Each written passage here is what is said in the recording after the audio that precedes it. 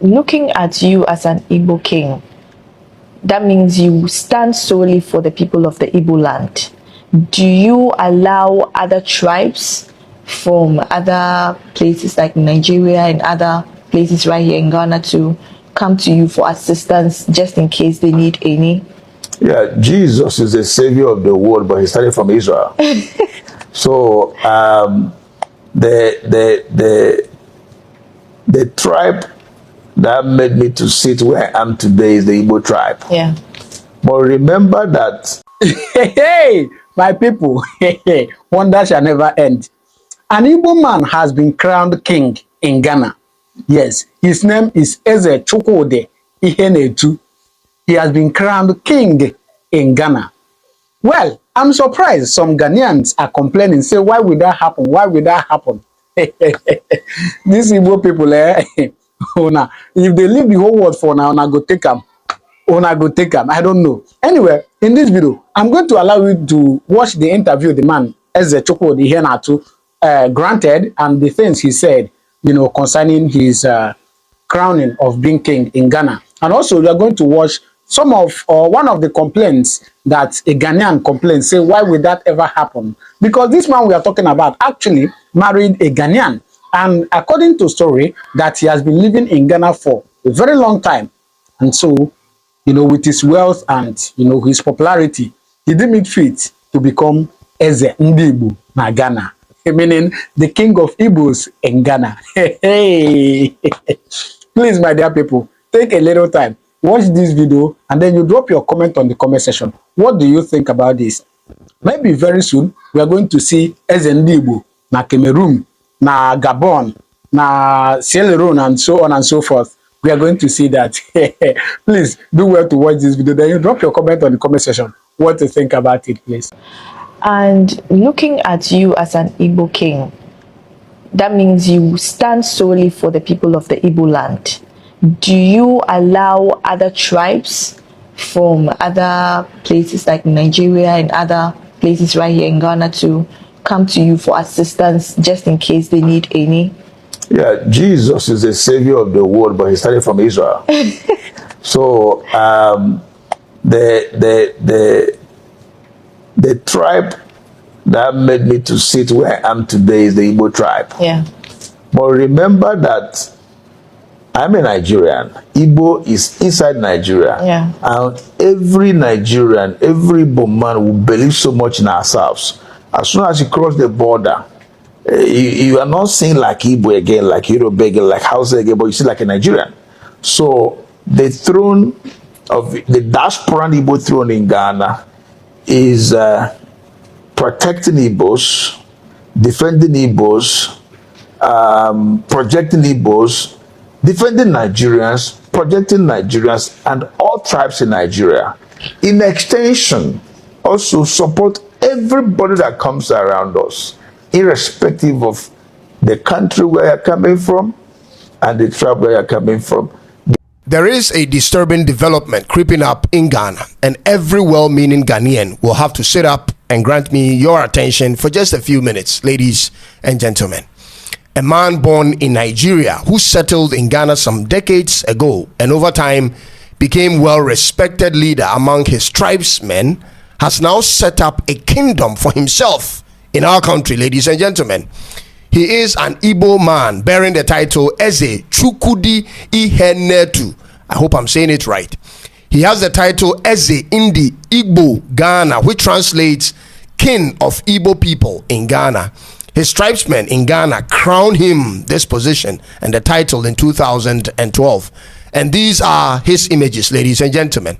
A very fine gentleman whom we are told is married to a Ghanaian. And as a typical Ghanaian, ladies and gentlemen, I have no problem with that at all. But many people, including myself, will have a problem with anyone or any situation that has the potential to undermine our sovereignty as a republic.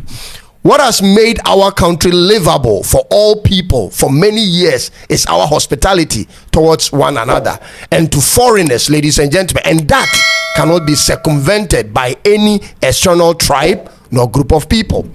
Ghana has a common chieftaincy practice of installing foreigners as development chiefs for the purpose of providing value to our local communities. This is a typical thing in Ghana, and hence I thought what this man and his tribesmen were doing was something in line of that. Until, ladies and gentlemen, I read from an internet publication that they, and I mean the Igbo people, or he as a king in Ghana, has acquired acres of lands to build an Igbo town and establish an Igbo kingdom within Ghana. This is where I became disturbed, even though I'm yet to see any substantive evidence for this acquisition. That would be totally unacceptable, ladies and gentlemen. Fellow Ghanaians, I want to believe this is a falsified story, but if not, this is not something we should entertain or allow to continue. Ghana is a sovereign country alongside our kings and our chiefs. They are called kings and chiefs for historical reasons. They have fought and protected their lands and been the source of the unity of our people till this modern era. It is not a title given out of charity, ladies and gentlemen. There is a meaning and a story behind every stool or throne in Ghana. There is a story behind every stool, land, and family lineage that authenticates the royalty of our kings and chiefs. These institutions are not to be toyed with nor replicated in any shape or form, ladies and gentlemen. People have fought and died in the protection of their clans and tribes and lands in Ghana. It used to be our system of governance before the colonizers came in, and therefore should be respected whether by foreigners or locals, ladies and gentlemen. What is happening with this self-acclaimed king of Igbos in Ghana, if true, will be a direct infringement on our chieftaincy structure and the sovereignty of our country as a whole. This cannot happen in any other region outside of Accra, and even in Nigeria. Can this even happen in Ashanti region, ladies and gentlemen, or any of the northern regions? In fact, this shouldn't happen in any other country, and shouldn't happen for that matter in Ghana. The Igbo people of Biafra need a king and true leadership in these times of struggle for an Igbo nation. That cannot be done in a strange land. What this man is trying to do in Ghana will undermine his own people's effort for freedom from Nigeria. And I don't think his intention is to create a kingdom here in Ghana and move his people along. If he indeed has the resources and the know-how to lead his people, this is the time to stand up strong for your people in Abia and Anambra and Ebonyi and Enugu and in Imo states in Nigeria. Biafra is at crossroads with the federal government of Nigeria, and we as Ghanaians don't want to meddle in that. To be crowned a king is not simply by an election. It must be tied to the lineage of your family, the land of your tribe or family, the historical achievements or significance of your family name in relation to the community you lead, ladies and gentlemen. You don't just blip on the radar in a community that has its own leadership structure and annex your throne to theirs, ladies and gentlemen. That is not how it's done, and doesn't make you a king nor a leader. And one reason we have to make this topical is because of how politicians relate with them. During the times of the formal government or the president, this man was seen, invited, and associated with the leadership of our country. And before the elections were held last year, he paid a visit to our current president. This is what he has used to gain for himself the popularity and the needed attention, ladies and gentlemen. But that's definitely not what Ghana needs at this time. We are not in need of more kings and chiefs, ladies and gentlemen. We have a diplomatic relationship with Nigeria, and that should be observed. The idea of our immigration officers inviting him and working with him is not going to be a healthy thing for Ghana and Nigeria's relationship in the long run. Ladies and gentlemen, we have to pay attention to all these. Nigeria has a high commissioner in Ghana. He is the representation of Nigerian government in Ghana. He is the one to be consulted or engaged on whatever the issues may be. Ladies and gentlemen, we the people of Ghana must be vigilant with the happenings in our country. We have come a long way with our differences, and that shouldn't be undermined under any circumstance. Ladies and gentlemen, we welcome people from every part of Africa, and the world to our country, because that is who we are as a people. We are inherently peaceful people who just want to go about our business and live in peace with all men. We have what many African countries never had. We are one of the few African countries that has never experienced a civil war since independence, and we've had a stable democracy in the last 33 years. We have successfully seen the transition of political powers in that time frame, ladies and gentlemen, and we cannot be naive of the threats to these achievements. There is absolutely no need nor room for an Igbo king of Ghana or Yoruba king of Ghana or any sort of king on our land. How does it even work, ladies and gentlemen? Does it mean we will have to resort to him when an Igbo person is at loggerheads with our laws or not? That cannot be, because no Nigerian travels to Ghana or to any country on a passport issued by an Igbo state. It is Nigeria we deal with and should remain so until there is a country called Igbo or Biafra.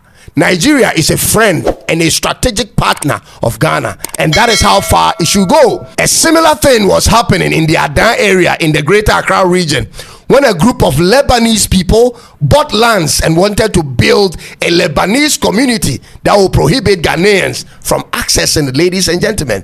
They likewise wanted a town and a system for themselves within Ghana. Could that ever happen in Lebanon or in Nigeria for Ghanaians under any circumstance? Ladies and gentlemen, let's be guided and not be naive. What then becomes of our originality should that happen on our soil? It is true that historically the Ga tribe originated from an Igbo community in Nigeria, but those who actually migrated left for a reason and chose to stay and not return. They have since then installed their own kings and chiefs at this point and contributed significantly to our nation's building. The Ga tribe in Ghana live a completely different reality from the Igbos in Nigeria. Don't let the few overlapping cultural similarities confuse you. They've moved on, and we should leave it at that, ladies and gentlemen. Ghana has its own problems to deal with. Let everyone go and deal with their problems in their individual countries. Our chieftaincy problems are already a headache for us. We don't need more. And this is my message to the Igbo king in Ghana. Oga, we have welcomed you with an open arm and made your stay comfortable in Ghana. We have given you a home away from your home, something that should be respected. Don't start anything that will ruin this situation. I'm told you are a generous man who has helped many of our people in the community you live, and that's totally welcomed, Oga. And I understand you are doing this for the interest of your tribesmen in Ghana. That is totally welcome. But please be reminded and be guided that Ghana is not the designation for your kingdom. That will be in Nigeria. You are at liberty to live within the confines of our laws and borders for as long as you would want. But that should be it, Oga. Our politicians may make promises to you and grant you access to certain high-profile meetings in the country, but we the people will see you for the foreigner that you are. As it stands now, there is no indication in any official government publication or credible Ghanaian website or media that suggests that your stool has been gazetted in Ghana. Let's leave it at that, Oga, and let's allow for Ghana to continue to live in the peace that we have. Thank you for watching, and hope this video finds its way to him, and hope to catch you in the next one. If today is your first time here, make today the day you subscribe to support this cause. God bless Ghana and all that dwell within. It's bye-bye for now. As the peace ambassador, my fellow Nigerians in Ghana, I want to advise each and every one of us to be very careful not to vote on Saturday, 7th of December here in Ghana, because you're not a Ghanaian. But if you are nationalized in Ghana and you're eligible to vote, you can do that. But if you engage yourself in election voting in Ghana that you're not Ghanaian, if the authority arrests you, I will support the authority to jail you.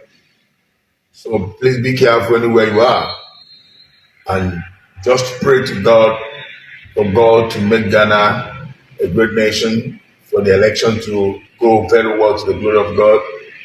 And again, my Ghanaian brothers and sisters, I also plead with you, more especially the youths here in Ghana, to please remember and know that this great nation Ghana is in your hands. The youths are the future of today and tomorrow. If you destroy this great nation, you destroy your future. Don't engage in fight. Don't engage in anything that had to do with election fraud. Ghana is a great nation. As a peace ambassador, I plead with you to please be calm. And also to our fathers and mothers, the leaders, I also plead with you to do the best you can to maintain free and fair election and to maintain the dignity of this nation, Ghana, because Ghana is one of the best countries that have good governance in this world. I want to say, may God in heaven make this election a great one. The 7th of December, 2024, may God in heaven choose a great leader that will lead this great nation. God bless you. I want to say thank you. I love you all. Bye.